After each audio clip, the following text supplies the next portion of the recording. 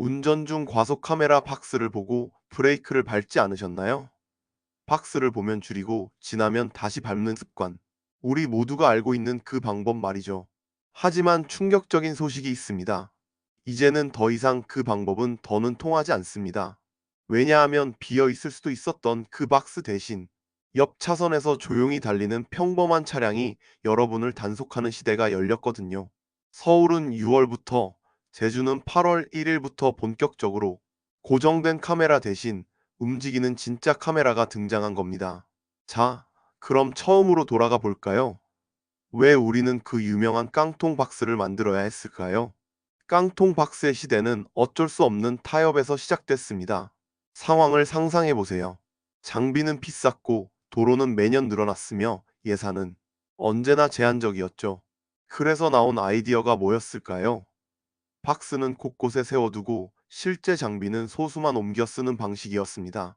놀랍게도 한동안 효과가 있었어요.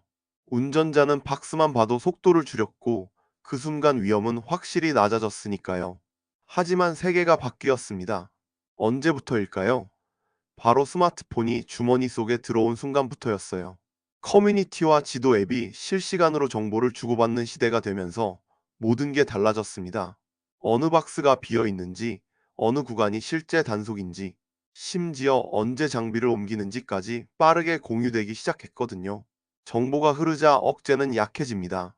왜일까요? 사람은 불확실하면 조심하지만 확인한 뒤에는 요령을 찾거든요. 그 요령이 바로 혹시 아시죠?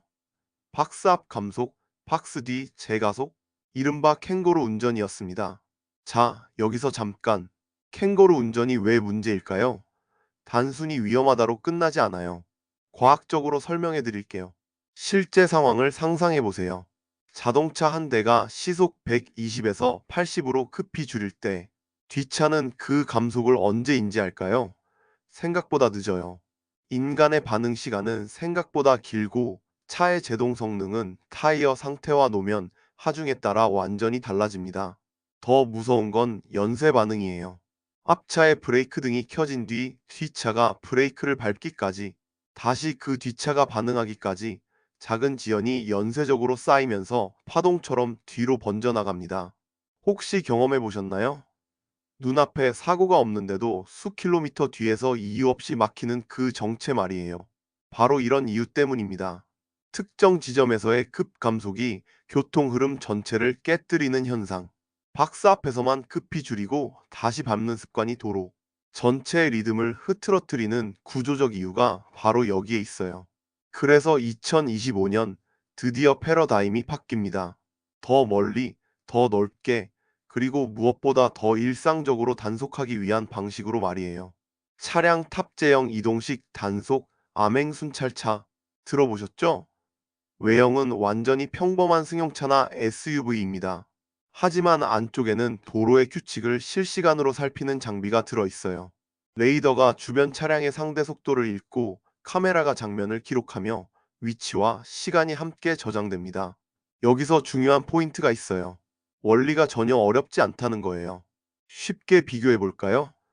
고정식 카메라가 특정 지점을 지키는 문지기였다면 암행 순찰차는 일정 구간을 흘러가며 관찰하는 순찰자라는 점입니다. 문지기는 문 앞을 지키는 데는 탁월하지만 문을 지나면 끝이에요. 하지만 순찰자는 완전히 다릅니다. 길 전체의 분위기를 바꿔버리거든요. 어디서든 언제든 누군가 보고 있을 수 있다는 사실이 행동을 바꾸게 하죠.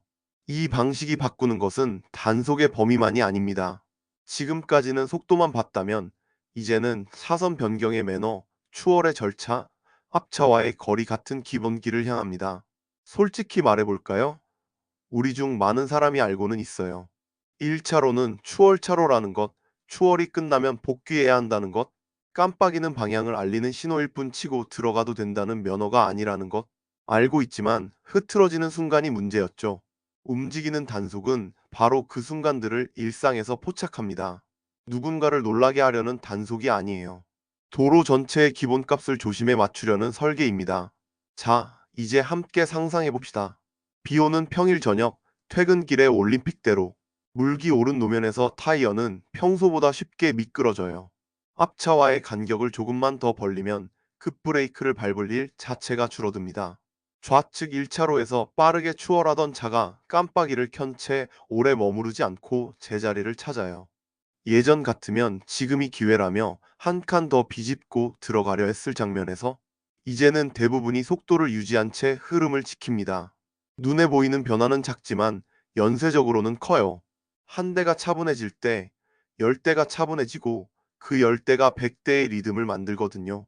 초보 운전자에게 이 변화는 의외로 선물일 수 있어요. 과거에는 속도가 들쭉날쭉했고 차선 변경이 거칠어서 무서워서 못 들어가겠다는 순간이 많았거든요.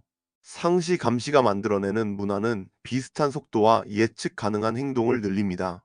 예측 가능성은 초보의 가장 큰 안전장치예요. 베테랑에게는 어떨까요? 사실 베테랑도 편해져요. 요령으로 버티던 구간이 사라지면 눈치 싸움 대신 규칙만 지키면 되거든요.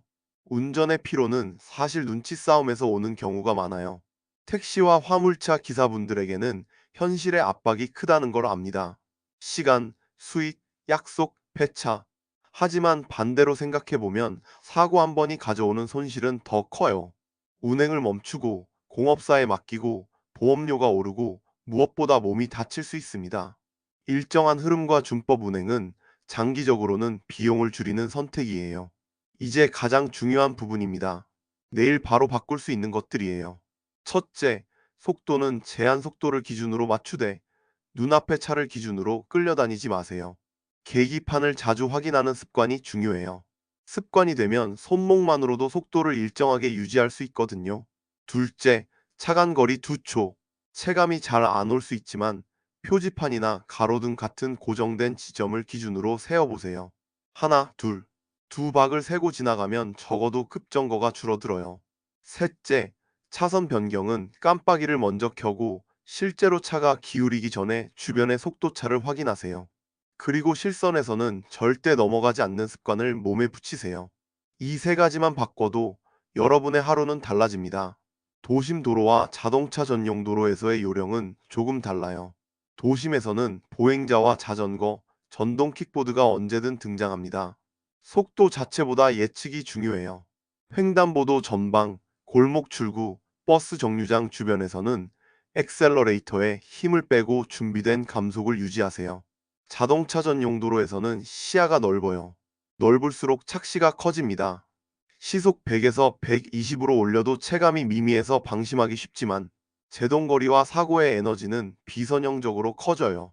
넓은 도로일수록 차간 거리와 추월 절차를 엄격히 지키는 것이 중요합니다. 시간대에 따라서도 전략이 달라져야 해요. 출근길은 급한 마음이 모이는 시간이에요. 이때는 차선 하나만 고르고 계속 가는 편이 결과적으로 빠른 경우가 많아요.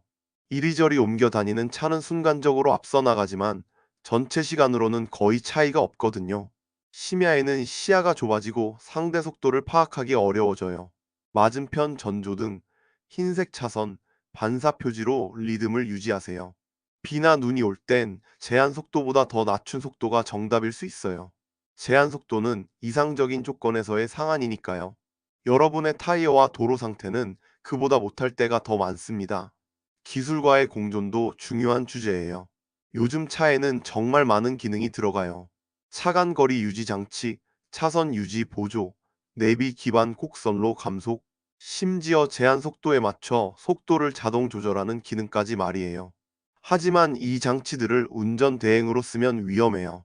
실수 방지로 쓸 때 강력한 안전망이 되거든요. 차간 거리 설정은 너무 가깝게 하지 말고 차선 유지 보조는 손을 떼는 장치가 아니라는 점을 꼭 기억하세요. 경고음이 울렸을 때는 시스템을 원망하지 마세요. 지금 내 운전이 규칙에서 벗어났다는 신호로 받아들이면 좋아요. 블랙박스는 여러분의 보호막입니다. 무리하지 않았다는 기록, 미리 깜빡이를 켰다는 기록, 충분한 간격을 뒀다는 기록, 여러분은 이미 최선을 다했다는 증거를 남길 수 있어요. 내비게이션 경고는 훌륭한 참고 도구예요. 하지만 이제 움직이는 단속은 지점이 아니라 구간, 심지어 시간과 상황입니다. 지도에 표시되지 않는, 어쩌면 표시될 수 없는 것들이 늘어났어요. 그러니 경고가 울리지 않는다고 해서 여긴 괜찮겠지라는 마음은 내려놓는 게 좋아요. 오늘은 괜찮을 수 있지만 내일은 다를 수 있거든요. 많이들 묻습니다. 이거 함정 단속 아닌가요? 공정성의 문제 제기는 언제나 필요해요. 단속은 시민의 생활과 연결되고 돌아오는 건 과태료나 벌점일 수 있으니까요. 하지만 이 변화의 초점은 몰래 잡겠다가 아니고 항상 지키게 하겠다에 가까워요. 예고 없이 등장하는 단속은 억울함을 낳기도 하지만 예고가 항상 있는 단속은 금세 무력화되거든요. 그래서 기준은 절차의 투명성과 증거의 명료함, 그리고 적용의 일관성이에요. 어떤 상황에서든 같은 규칙이 적용되고 충분한 증거로 판단되며 이해 제기와 구제 절차가 열려 있다면 공정성은 제도적으로 담보됩니다. 결국 우리에게 남는 질문은 간단해요. 규칙을 알고 지킬 의지가 있는가? 이 질문 앞에서 단속의 방식은 보조장치일 뿐입니다. 또 이런 질문도 나와요. 속도를 낮추면 오히려 답답해서 더 피곤하지 않나요? 경험상 반대일 때가 많아요. 급가속과 급감속은 에너지를 소모시켜요. 차도 사람도 마찬가지예요. 일정한 속도로 흐르면 뇌는 덜 지쳐요. 불필요한 추월을 줄이고 차선 변경을 최소화하면 심박이 내려가고 어깨가 풀려요. 여기서 중요한 깨달음이 있어요. 빨리 가는 느낌과 빨리 도착하는 결과는 다르다는 거예요. 규칙을 지키며 일정하게 흐를 때 평균 속도는 오히려 안정적으로 올라갈 때가 있어요. 길 전체의 마찰이 줄어들기 때문이죠. 이제 조금 더 현실적인 장면으로 가보죠. 지방 국도를 달리는 가족 여행기를 상상해 보세요. 아이는 뒷좌석에서 잠들고 창밖으로 논과 산이 번져요. 예전 같으면 시야가 트인 직선에서 속도를 올리고 마을 입구 표지판이 보이면 급히 줄였을 거예요. 지금은 달라요. 직선이든 곡선이든 마을이든 교회든 기본 리듬을 유지해요. 가끔 천천히 달리는 트럭을 만나면 충분한 거리에서 추월을 준비해요. 깜빡이를 켜고 반대편 차량이 없는지 긴 호흡으로 확인해요. 추월이 끝나면 1차로를 오래 점유하지 않고 제자리로 돌아와요. 이 전체 과정에서 달라진 건 마음이에요. 여기선 괜찮겠지 대신 항상 지키자. 1시간을 그렇게 달리면 도착했을 때 피로가 완전히 달라요. 심야 고속도로에서는 또 다른 습관이 필요해요. 전조등이 비추는 원형의 빛만큼만 도로가 보이고 터널을 지나면 눈이 잠깐 멍해질 때가 있어요. 이때는 복잡한 조작을 줄이고 일정한 속도와 일정한 차간 거리만을 목표로 삼으세요. 앞차와의 간격이 무너지면 졸음이 스며들어요. 리듬이 깨지면 급격한 조작이 나와요. 음악의 볼륨을 조금 낮추고 공조의 바람을 얼굴 쪽으로 돌리고 30분마다 어깨를 풀어주세요. 심야의 가장 큰 위험은 과속 그 자체보다 느려지는 반응이에요. 비가 오는 날엔 타이어와 노면의 마찰이 절반으로 줄어들 수 있어요. 수막 현상이 생기면 스티어링이 가벼워지고 제동 거리는 평소보다 훨씬 길어져요. 이때는 제한 속도보다 낮춘 속도가 상식이에요. 차간 거리 2초 규칙을 3초, 4초로 늘리는 것도 좋은 선택이에요. 우회전이나 합류차로에선 특히 여유를 두세요. 방향 지시등을 켜는 순간부터 주변이 여러분을 인식할 시간을 주는 것이 포인트예요. 운전 문화는 결국 사람들이 만드는 거예요. 단속은 방향을 제시하고 기술은 실수를 줄이며 법은 기준을 만들어요. 하지만 문화는 서로의 선택이 쌓여서 만들어지죠. 1차로를 내 거로 생각하지 않는 선택, 깜빡이를 미리 켜는 선택, 앞차와 2초를 두는 선택, 내비가 말하지 않아도 조심하는 선택. 그런 작은 선택들이 모이면 도시는 부드러워져요. 누군가에게는 출근길이고, 누군가에게는 귀가길이며, 누군가에게는 오랜만에 만남을 향한 길이에요. 우리의 배려는 그 사람들의 하루를 지켜줘요. 이제 처음의 질문으로 돌아가 볼까요? 박스를 보면 줄이고 지나면 다시 밟던 그 습관. 그 습관을 지탱하던 배경은 사라지고 있어요. 빈 박스의 심리전은 정보화 앞에서 무력해졌고 도로의 안전은 지점이 아니라 구간, 나아가 생활에서 관리되는 시대로 넘어가고 있어요. 움직이는 단속은 도로 전체의 기본값을 바꾸려는 시도예요. 누군가의 뒤를 쫓아 잡아내려는 게임이 아니라 모두가 지키는 규칙을 일상으로 만드는 설계죠. 마지막으로 단 한 문장만 기억하면 돼요. 매일이 단속 구간입니다. 오늘만이 아니라, 이 구간만이 아니라, 언제 어디서든 그 마음으로 운전대를 잡으면 단속은 위협이 아니라 안전장치가 돼요.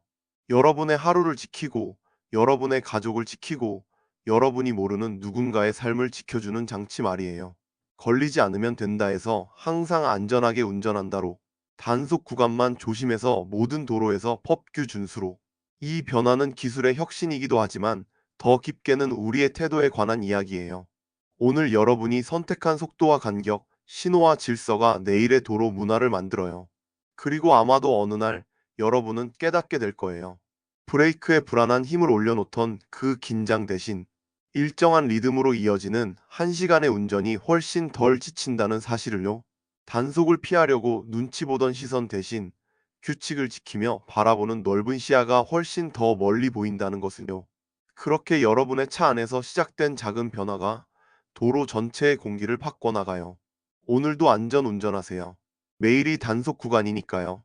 매일이 안전을 선택할 구간이니까요.